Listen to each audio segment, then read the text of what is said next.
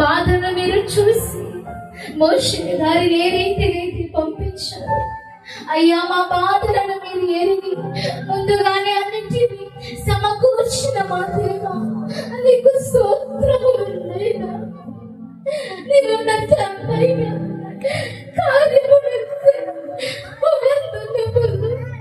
ఏమిచ్చి మీరు నన్ను తీర్చగలమయ్యా.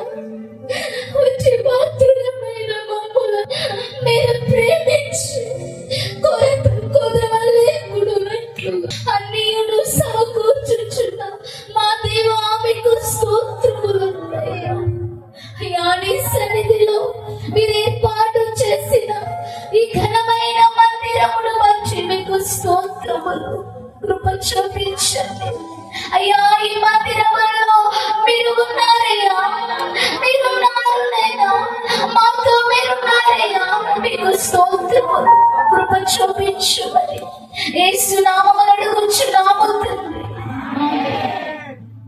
సమయంలో ఫాదర్ సురేష్ డేవిడ్ అయ్య గారు ప్రతిష్ఠ చేస్తారు.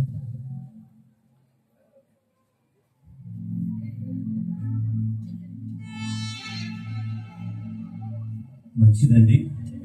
దేవునికి 2 వందనాలు. దేవునికి సమస్తమైన మహిమ కలుగును గనక. దేవుని వాక్యం నిలుచున్న స్థలము మీకు అవగాహన ఉన్నట్లుగా ఈ బలిపీఠ ప్రదేశమును తండ్రి యొక్కయు కుమారుని యొక్కయు పరిశుద్ధాత్మ నామములో వీటిని మరి ఆవర్తించి లేదా ఊపనీరు ప్రారంభించుకుంటున్నాము. చేతులు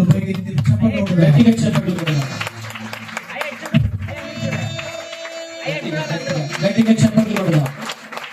యేసు మహారాజుకు దేవునికి మహిమ కలుగును గాక. తండ్రికి కుమారునికి